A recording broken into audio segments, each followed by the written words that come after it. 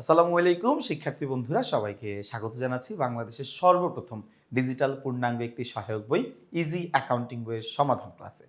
আমরা আমাদের easy accounting বইতে কিন্তু তোমাদের পাঠ্য বইয়ের যেই সৃজনশীল প্রশ্নগুলো, বহু নির্বাচনী প্রশ্নগুলো রয়েছে, সেই প্রশ্নের সমাধানগুলো কিন্তু আমরা অন্তর্ভুক্ত করে দিচ্ছি এবং সেই অন্তর্ভুক্তিকরণের দায়িত্ব হিসাবে আমরা আজকে আলোচনা করব আমাদের নবম অধ্যায় রেওয়ামিল নামে যে অধ্যায়টি রয়েছে সেই অধ্যায়ের ২ নাম্বার সৃজনশীল প্রশ্নটি। ওকে, কোন প্রশ্নটি? ২ নাম্বার সৃজনশীল প্রশ্নটি। আমাদের সৃজনশীল নাম্বার ২ এ কি বলেছে, আমাদের এখানে কি বলা আছে দেখো। আমাদের এখানে বলা আছে জুবলি এন্টারপ্রাইজের ২০১৭ সালের ৩১শে ডিসেম্বর তারিখের হিসাবের উদ্ধৃতগুলো নিম্নরূপ। আচ্ছা, হিসাবের উদ্ধৃতগুলো নিচে দেওয়া আছে। কি কি হিসাবের উদ্ধৃত দেওয়া আছে ভাইয়া? দেওয়া আছে মূলধন ১,৫০,০০০ টাকা, আসবাবপত্র ও সাজসজ্জা ৫০,০০০ টাকা, প্রাপ্য বিল, প্রদেয় বিল, সাধারণ সঞ্চিতি, নগদ তহবিল ১/১/২০১৭, মজুত পণ্য ১/১/২০১৭। ভাইয়া একটু খেয়াল করে দেখো, ১/১ মানে আমাদের তারিখগুলো দিয়ে আসলে কি বোঝায়? আমাদেরকে তারিখগুলো দিয়ে বিভিন্ন এন্ট্রির ক্ষেত্রে, সব এন্ট্রি তো না, মজুত পণ্য, ব্যাংক জমা, হাতে নগদ, এই পণ্য, এই এন্ট্রিগুলোর ক্ষেত্রে, এই হিসাবগুলোর ক্ষেত্রে তারিখ দিয়ে আমাদেরকে এইটা বোঝানো হয় যে এই লেনদেনটা কি প্রারম্ভিকের নাকি সমাপনী। অর্থাৎ যদি আমার ১/১ দেওয়া থাকে, তার মানে ওইটা হচ্ছে আমার জন্য প্রারম্ভিক, কারণ আমরা বুঝতেই পারতেছি এটা জানুয়ারি মাসের ১ তারিখ অথবা জুলাই মাসের ১ তারিখও হতে পারে। আবার যদি ৩১/১২ হয়, তার মানে ডিসেম্বরের ৩১ তারিখ। তো এই তারিখগুলো দিয়ে আমরা এটা আইডেন্টিফাই করব যে এই হিসাবটা কি আমার সমাপনী হিসাব নাকি এই হিসাবটা আমার প্রারম্ভিক হিসাব। ওকে, এরপর আমরা দেখি কুড়িন, কুড়িন সঞ্চিতি, দালান কোঠা, তারপরে হচ্ছে আমাদের দেনাদার, পাওনাদার, বেতন, অনুপার্জিত সেবা আয়, ব্যাংক জমাতিরিক্ত, নগদ তহবিল, বীমা এবং মজুত পণ্য। এই হিসাবগুলো আমার এখানে দেওয়া আছে। আমরা সবার প্রথমে চলে যাব প্রশ্ন নাম্বার ক।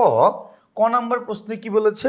বলেছে জুবলি এন্টারপ্রাইজের রেওয়া মিলে যে উদ্ধৃতগুলো অন্তর্ভুক্ত হবে না তার পরিমাণ নির্ণয় করো। আমার জুবলি এন্টারপ্রাইজের রেওয়া মিলে যেই হিসাবগুলো ইনক্লুড করব না, যে হিসাবগুলো আমরা অন্তর্ভুক্ত করব না, সেটার পরিমাণ আমরা বের করব, তাই না? ওকে, এটার পরিমাণ যদি আমি বের করতে চাই, কোন কোন হিসাবগুলো আমার রেওয়া মিলে আসে না? দেখো, রেওয়া মিলে ঝামেলা করে কে কে জানো? হাতে নগদ, ব্যাংক জমা, মজুত পণ্য। এই তিনটা হচ্ছে আমাদের রেওয়া মিলের মূল কালপিট। মানে আমাদের রেওয়া মিলে গ্যাঞ্জাম করার তিনটা উপাদানই হচ্ছে এরা: হাতে নগদ, ব্যাংক জমা, মজুত পণ্য। এর মধ্যে হাতে নগদ এবং ব্যাংক জমা কিছুটা ভদ্র আছে।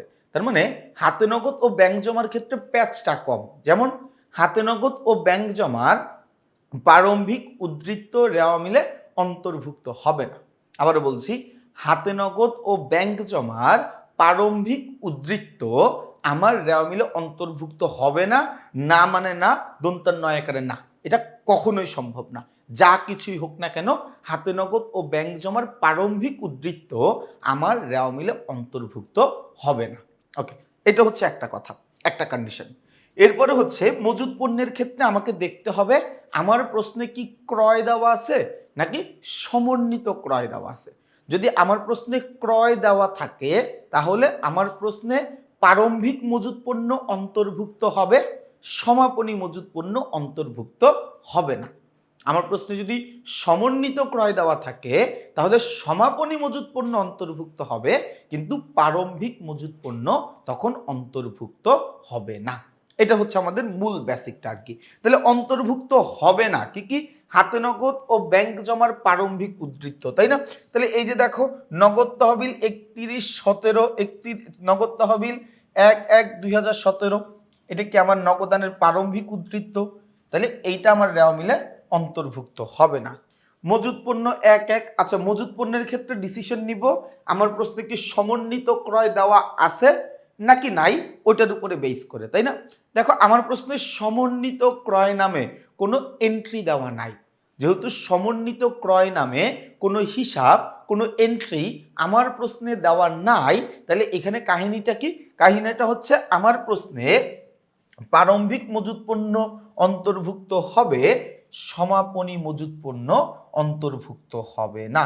এখন তুমি বলতে পারো ভাইয়া এইটাই যে সমাপনী মজুত পণ্য আপনি কিভাবে বুঝলেন? দেখো পাশে বলা আছে 31/12/2017। তাহলে যখন কোন একটা সাল দেওয়া আছে এই সালটা আমাকে নির্দেশ করতেছে ও কোন মাসের কোন সময়ের এন্ট্রি ওই জিনিসটা, তাই না? তাহলে ও কোন সময়ের এন্ট্রি ভাইয়া? ও সমাপনী মজুত পণ্য। সমন্বিত ক্রয় না থাকার কারণে আমার প্রারম্ভিক মজুত পণ্য অন্তর্ভুক্ত হবে, সমাপনী মজুত পণ্য অন্তর্ভুক্ত হবে না। তাহলে আমার রেওয়া মিলে অন্তর্ভুক্ত হচ্ছে না এই ৬,০০০ টাকা আর ৩৫,০০০ টাকা। ৬,০০০ আর ৩৫,০০০ যোগ করলে কত? আমার ৪১,০০০ টাকার লেনদেন আমার রেওয়া মিলে অন্তর্ভুক্ত হবে না। ওকে, এই পর্যন্ত বোঝা গেল। খ নম্বর প্রশ্নে বলেছে উপর্যুক্ত তথ্যগুলোর দ্বারা জুবিলি এন্টারপ্রাইজের রেওয়া মিল প্রস্তুত করো। দেখো রেওয়া মিল প্রস্তুত করো বলা হোক বা বলা হোক যে হিসাবের গাণিতিক শুদ্ধতা যাচাই করো, ট্রায়াল ব্যালেন্স করো, এগুলো মানে আমি রেওয়া মিল করবো আর কি। তো রেওয়া মিল খুব একটা কঠিন অঙ্ক না, রেওয়া মিল কাইন্ড অফ মুখস্থ একটা অঙ্ক, অর্থাৎ তোমাকে কিছু হিসাব চিনতে হবে। একদম বলা যায় যে হিসাব বিজ্ঞানের বেসিক জিনিস হচ্ছে রেওয়া মিল, অর্থাৎ যদিও ৯ নাম্বার অধ্যায়, বাট এই অধ্যায়টা আসলে আমাদের হয়তো বা ২ নাম্বার অধ্যায় থাকলে সবচেয়ে ভালো হইতো, বা ৩ নাম্বার অধ্যায় থাকলে ভালো হইতো, বা ৪ নাম্বার বা ৫ নাম্বারে। যেমন আমি ব্যক্তিগতভাবে কি করেছিলাম, যখন আমি ক্লাস 9-এ ছিলাম, বেসিক আমি বললাম কোনটা সম্পদ, কোনটা আয়, কোনটা ব্যয়, দায়, এগুলো আমরা চিনলাম। এরপরে আমি হিসাব বিজ্ঞানে সবার প্রথম যে অঙ্ক শিখছিলাম সেটা রেওয়া মিল। তার কারণ রেওয়া মিলটা অনেক বেশি বেসিক নির্ভর একটা অধ্যায় আর কি। আচ্ছা, রেওয়া মিলের ক্ষেত্রে আমার কাজ কি ভাইয়া? রেওয়া মিলের ক্ষেত্রে আমার কাজ হচ্ছে আমার প্রতিষ্ঠানের যে সকল সম্পদ, আমার প্রতিষ্ঠানের যে সকল ব্যয়, আমার প্রতিষ্ঠানে যে সকল উত্তোলন জাতীয় হিসাব থাকবে, এই হিসাবগুলোকে আমি কি করে দিব? এই হিসাবগুলোকে আমি ডেবিট করে দিব। আরেকবার বলছি, আমার রেওয়া মিলে যে সকল সম্পদ, ব্যয় এবং উত্তোলন জাতীয় হিসাব থাকবে এগুলোকে আমি কি করে দিব? ডেবিট করে দিব। এরপরে কি করতে হবে ভাইয়া? এরপরে আমার আয়, দায় এবং মূলধন, এই জাতীয় হিসাবগুলোকে আমি কি করব? এই জাতীয় হিসাবগুলোকে আমি ক্রেডিট করে দিব। আরেকবার একটু খেয়াল করি ভাইয়া, আমার রেওয়া মিলের অঙ্ক করার সময় সম্পদ, ব্যয়, উত্তোলন জাতীয় হিসাবগুলোকে ডেবিট করতে হবে, আয়, দায়, মূলধন জাতীয় হিসাবগুলোকে ক্রেডিট করতে হবে, তাই না? তাহলে আমরা এখানে একটু দেখি কোনটা আমার কি জাতীয় হিসাব, তাই না? দেখো প্রথমেই বলা আছে মূলধন হিসাব কি করতে হয় ভাইয়া? ক্রেডিট করতে হয়। তাহলে এই মূলধন হিসাবকে আমরা ক্রেডিট করে দিব, তাই না? আচ্ছা, আসবাবপত্র ও সাজসজ্জা এটা আমার জন্য একটা সম্পদ, ব্যয়, উত্তোলনকে কি করতে হয়? ডেবিট করতে হয়। তো আমরা এটাকে ডেবিট করে দিব। প্রাপ্য বিল, দেখো এই প্রাপ্য শব্দটাই একটা সম্পত্তিবাচক শব্দ। প্রাপ্য শব্দটা একটা সম্পত্তিবাচক শব্দ, প্রদেয় শব্দটা একটা দায়বাচক শব্দ, তাই না? তাহলে প্রাপ্য বিল এইটা আমার জন্য একটা সম্পদ এবং সম্পত্তি হিসাবগুলোকে ডেবিট করতে হয়। প্রদেয় বিল এটা একটা দায় হিসাবকে কি করব? আয়, দায়, মূলধনকে ক্রেডিট করতে হবে। সাধারণ সঞ্চিতি, দেখো এই যে সঞ্চিতি বলা আছে, তাই না? সঞ্চিতির ক্ষেত্রে একটা লাইন আমি তোমাদেরকে বলি, কিছু কিছু লাইন আছে যেটা তোমার অঙ্ককে অনেক বেশি সহজ করে দিবে। সঞ্চিতির ক্ষেত্রে একটা লাইন তুমি মনে রাখবা, চাইলে লিখে নিতে পারো, সেটা হচ্ছে পাওনাদারের বাট্টা সঞ্চিতি বাদে সকল প্রকার সঞ্চিতিকে ক্রেডিট করতে হবে। কি বলছি ভাইয়া? পাওনাদারের বাট্টা সঞ্চিতি বাদে, অর্থাৎ আমার প্রতিষ্ঠানে পাওনাদারের বাট্টা সঞ্চিতি আছে, যদিও পাওনাদারের বাট্টা সঞ্চিতি ধার্য করাটা অনুচিত বা রক্ষণশীলতার নীতি অনুযায়ী এটা আসলে ঠিক না, তারপরে বলে দিচ্ছি পাওনাদারের বাট্টা সঞ্চিতি ছাড়া আমি যত ধরনের সঞ্চিতি পাবো সকল ধরনের সঞ্চিতিকে ক্রেডিট করতে হবে। কি করতে হবে? ক্রেডিট করতে হবে। নগদ তহবিল ছাড়া সকল ধরনের তহবিলকে ক্রেডিট করতে হবে। এই দুইটা লাইন মনে রাখো তোমরা, দেখবো অনেক উপকার পাবা অঙ্ক করার ক্ষেত্রে।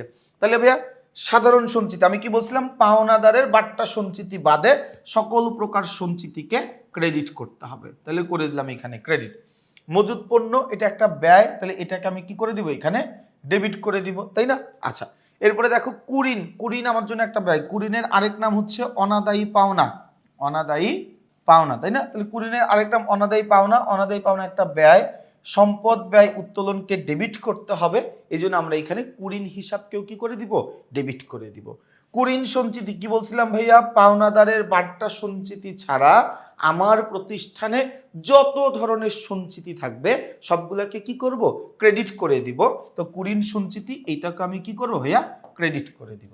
ওকে, দালান কোঠা এটা আমার জন্য একটা সম্পদ, দালান কোঠা এটা আমার জন্য একটা সম্পদ, সম্পত্তি হিসাবকে কি করতে হয়, ডেবিট করে দিতে হয়। তাহলে সম্পদ ব্যয় উত্তোলন ডেবিট, তাহলে দালান কোঠাও আমার জন্য ডেবিট হবে। দেনাদার একটা সম্পদ, সম্পত্তি হিসাবকে আমি ডেবিট করব, তাহলে আমি এখানে লিখি দেনাদার হিসাব ডেবিট হবে। পাওনাদার এটা একটা দায়, তাহলে আমরা কি জানি ভাইয়া, আয় দায় মূলধন হিসাবকে ক্রেডিট করতে হবে, তাহলে আমি পাওনাদার হিসাবকে এখানে ক্রেডিট করে দিব। বেতন, বেতন একটা ব্যয়বাচক লেনদেন ভাইয়া, বেতন কি বাচক লেনদেন, ব্যয়বাচক লেনদেন, তাহলে ব্যয়গুলো কি কি করতে হয়, সম্পদ ব্যয় উত্তোলনকে ডেবিট করতে হবে, তাহলে আমরা এই বেতন হিসাবকে এখানে কি করব, বেতন হিসাবকে এখানে আমরা ডেবিট করে দিব, তাই না।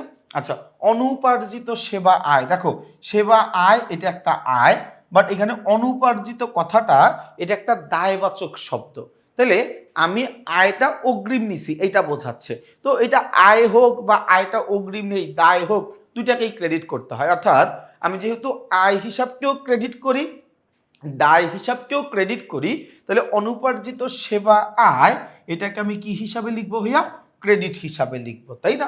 আচ্ছা, ব্যাংক জমাতিরিক্ত এটা আমার জন্য একটা দায়, ব্যাংক জমাতিরিক্ত এটা কিন্তু আমার জন্য একটা দায়, তাহলে দায় হিসাবকে কি করতে হবে ভাইয়া, ক্রেডিট করতে হবে, তাহলে এখানে দায় হিসাবকে আমরা লিখে দিলাম ক্রেডিট। ওকে, নগদ তহবিল এটা একটা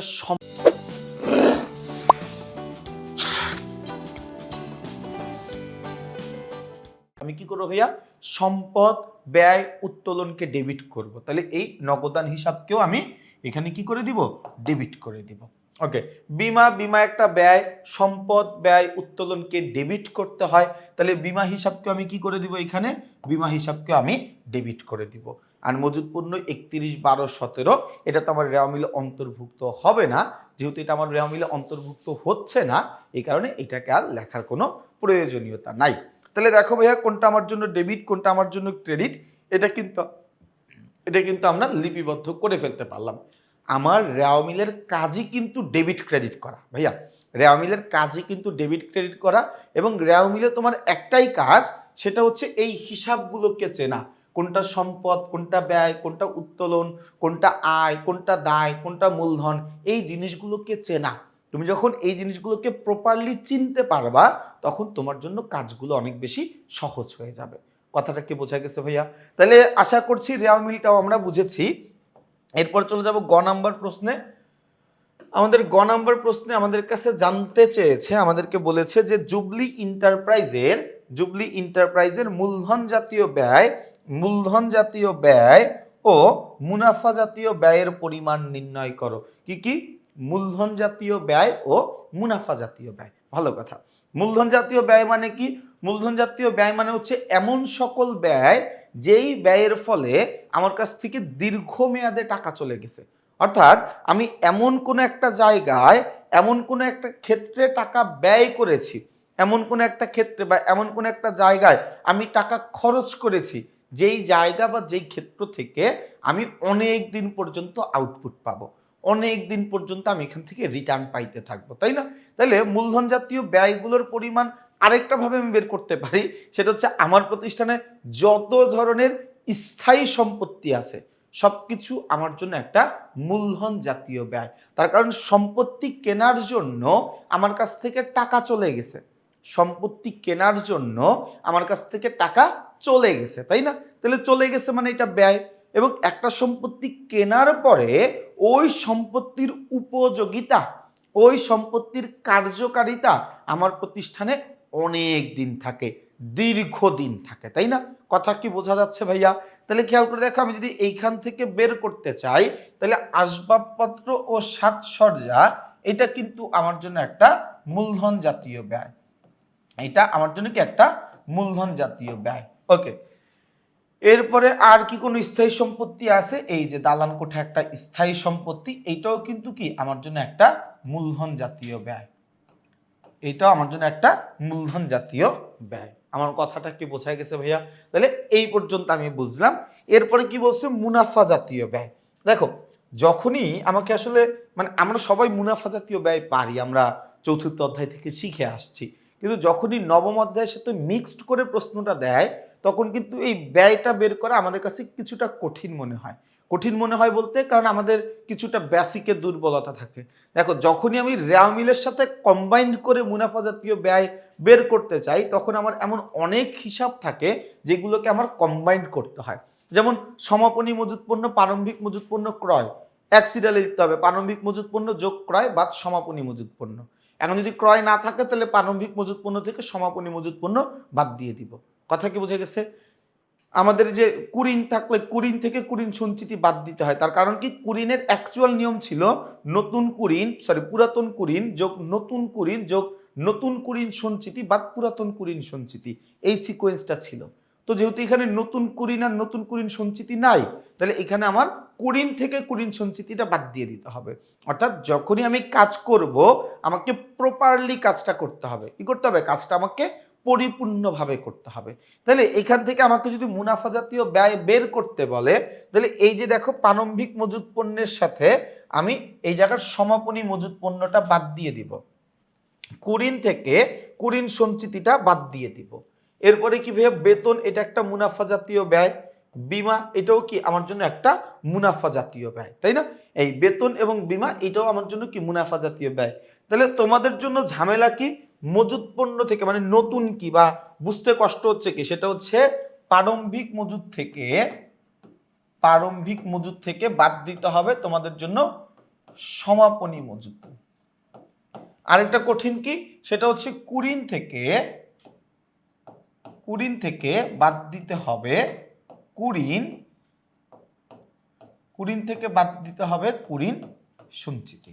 কথাটা কি বুঝাইতে পারছি? এই দুইটা কাজ এখান থেকে বুঝে নাও ভাই। আমি আবারও বলতেছি, আমি যখনই কোনো একটা কাজ করব আমাকে প্রপারলি করতে হবে, মানে পুরো নিয়মটা মাইনা করতে হবে, তাই না? তো প্রারম্ভিক মজুত পণ্যের সাথে নিট ক্রয় যোগ করব, সমাপনী মজুত পণ্য বাদ দিয়ে দিব। এখানে ক্রয় নাই বলে আমি ডিরেক্ট সমাপনী মজুত পণ্য বাদ দিয়ে দিছি। কুরিনের সাথে নতুন কুরিন যোগ করতে হয়, নতুন কুরিন সঞ্চিতি যোগ করতে হয়, পুরাতন কুরিন সঞ্চিতি বাদ দিয়ে দিতে হয়। এখানে নতুন কুরিন বা নতুন কুরিন সঞ্চিতি কোনোটাই নাই, তাহলে আমি শুধুমাত্র পুরাতন কুরিন সঞ্চিতিটা বাদ দিয়ে দিলাম। কথা কি বুঝাইতে পারছি ভাইয়া? তাহলে এটা ছিল এই প্রশ্নের আমার মূল আলোচনা। আমি একটু তোমাদেরকে উত্তরটা দেখাই যে আমরা যা কিছু করলাম ঠিক করলাম কিনা। দেখো রেওয়া মিলে অন্তর্ভুক্ত হবে না কত? 41,000 টাকা বলেছিলাম কিন্তু আমরা, তাই না? আচ্ছা, রেওয়া মিলে কোন হিসাবটা কোন পাশে আসবে এটা আমরা একটু দেখি। দেখো মূলধন আসবে ক্রেডিট পাশে, আসবাবপত্র সাজসজ্জা ডেবিট, প্রাপ্য বিল ডেবিট, প্রদেয় হিসাব ক্রেডিট, সাধারণ সঞ্চিতি ক্রেডিট, প্রারম্ভিক মজুত পণ্য ডেবিট, কুরিন সঞ্চিতি ক্রেডিট, দালান কোঠা ডেবিট, দেনাদার ডেবিট, পাওনাদার ক্রেডিট, বেতন ডেবিট, অনুপার্জিত সেবা আয় ক্রেডিট, ব্যাংক জমাতিরিক্ত ক্রেডিট, নগদ তহবিল ডেবিট, বীমা ডেবিট। সব যোগ বিয়োগ আমি করছি। যোগ বিয়োগ করার পরে আমি ডেবিট পাশের উদ্ধৃত্ত পাইছি 2,23,000, কিন্তু ক্রেডিট পাশের উদ্ধৃত্ত পাইছি 2,13,000। তুমি যোগ করো গিয়ে, বিশ্বাস না তুমি যোগ করে দেখো। ডেবিট পাশের উদ্ধৃত্ত পাইছি কত? 2,23,000, আর ক্রেডিট পাশের উদ্ধৃত্ত পাই 2,13,000। তার মানে ক্রেডিট পাশে 10,000 টাকা কম আছে। যেই পাশে কম থাকবে রেওয়া মিলের ক্ষেত্রে, যেই পাশে আমি সব কিছু ঠিক করছি। প্রথম কথা, আমার যদি দেখি রেওয়া মিলে দুই পাশ না মিলতেছে তাহলে আমি অঙ্কটা আরেকবার চেক করব, রিভাইজ করব যে কোথাও আমি কোনো ভুল করছি কিনা। আমি দেখলাম আমি কোথাও কোনো ভুল করি নাই। তাহলে আমি যেহেতু কোথাও কোনো ভুল করি নাই, তাহলে এখন কাজ কি? যেই পাশে কম আছে ওই পাশে যত টাকা কম ওই অ্যামাউন্টটা লিখে দেওয়া। তাহলে ওই অ্যামাউন্টের নাম কি? ওই অ্যামাউন্টের নাম হচ্ছে অনিশ্চিত হিসাব। আমাদের রেওয়া মিলের সকল কাজ ঠিক থাকার পরেও যদি রেওয়া মিল না মিলে, সাময়িক সময়ের জন্য রেওয়া মিলটা মিলাইয়া দেওয়ার জন্য আমরা একটা হিসাব তৈরি করি। সেই হিসাবের নাম হচ্ছে অনিশ্চিত হিসাব। সেই হিসাবের নাম কি? অনিশ্চিত হিসাব। কথাটা কি বোঝা গেছে ভাইয়া? তাহলে অনিশ্চিত হিসাব দিয়ে আমরা রেওয়া মিলের দুইটা পাশ মিলাইয়া দিলাম। ওকে, এরপর আমরা চলে যাব প্রশ্ন নাম্বার গ নম্বর প্রশ্নে কি বলছে ভাইয়া? গ নম্বর প্রশ্নে আমাদের ওই যে মূলধন ও মুনাফা জাতীয় লেনদেন ব্যয়ের পরিমাণ। তাহলে মূলধন জাতীয় ব্যয়ের পরিমাণটা বের করছি। এরপরে গিয়ে দেখো এইখানে আমি যেহেতু এটা একটা বই, বইটাতে একটা প্রপার নিয়ম মেনটেন করে স্ট্যান্ডার্ড মানে সর্বোত্তম নিয়ম ব্যবহার করব, এটাই স্বাভাবিক। বাট আমি তোমাদেরকে বলি, তুমি যদি চাও এই বিকৃত পণ্যের ব্যয় নামে যে হেডিংটা, এটা তুমি না দিলেও হবে। তুমি যদি চাও এই অন্যান্য পরোক্ষ খরচ নামে যে হেডিংটা, এটা ছাড়া তুমি অঙ্ক করবা, তাইলেও তোমার অঙ্ক হবে, তোমাকে নাম্বার দিবে ভাইয়া। কিন্তু আমাকে দিতে হচ্ছে কেন? কারণ বইটা যেহেতু অনেকের কাছে যাবে, সমালোচনা থেকে বাঁচার জন্য আমি সর্বোত্তম পদ্ধতিটা ব্যবহার করেছি। তো কিছুটা কম উত্তম পদ্ধতি ব্যবহার করেও যদি নাম্বার পাওয়া যায়, তো সবসময় সর্বোত্তম পদ্ধতি ব্যবহার করতে হবে এমন কোনো কথা নাই, ঠিক আছে? তো প্রারম্ভিক মজুত পণ্যের সাথে আমরা নিট ক্রয়টা যোগ করতাম, বাট আমাদের ক্রয় নাই, এই জন্য ডিরেক্ট সমাপনী মজুত পণ্য বাদ দিয়ে দিছি। কুরিন থেকে কুরিন সঞ্চিতিটা বাদ দিছি, বেতন লিখছি, বীমা লিখছি, যোগ করে দিছি, যেটা আসছে সেটাই হচ্ছে কি আমার উত্তর, তাই না? তাহলে খেয়াল করে দেখো ভাইয়া, আমরা কিন্তু 2 নাম্বার সৃজনশীলটাও বোঝার চেষ্টা করলাম। আশা করছি যারা যারা ক্লাসটা মনোযোগ দিয়ে করেছো তারা সবাই বুঝতে পেরেছো। যদি কারো এরপরে বুঝতে অসুবিধা হয়, তাহলে তোমাকে বুঝতে হবে তোমার বেসিকে কিছুটা দুর্বলতা আছে। সেই জন্য আমাদের এই ইজি অ্যাকাউন্টিং বইয়ের একদম অধ্যায় শুরুতে 9 নম্বর অধ্যায়, রেওয়া মিলের অধ্যায় শুরুতে দেখবা বেসিকের একটা সেকশন আছে। ওই বেসিকের সেকশনটা তুমি একটু পড়ো ভাইয়া, বেসিকটা একটু মনোযোগ দিয়ে দেখো তুমি, তাহলে দেখবা ইনশাল্লাহ তোমার আর রেওয়া মিলে কোনো সমস্যা থাকবে না। পরীক্ষার হলে রেওয়া মিল থেকে 10 নম্বরের একটা সৃজনশীল থাকবে, খুবই সহজ প্রশ্ন থাকবে, অল্প সময়ে আমি উত্তর করতে পারবো এমন প্রশ্ন থাকবে। এই জন্য আমাদেরকে রেওয়া মিলটা শিখতেই হবে, তার কারণে রেওয়া মিলটা যেন আমি ঠিকভাবে উত্তর করতে পারি। তো তোমাদের সবাইকে শুভকামনা জানিয়ে আমি আমার আজকের এই ক্লাসটি এখানেই শেষ করছি। সবাই ভালো থাকবা, সুস্থ থাকবা, আমার জন্য বেশি করে দোয়া করবা। আসসালামু আলাইকুম।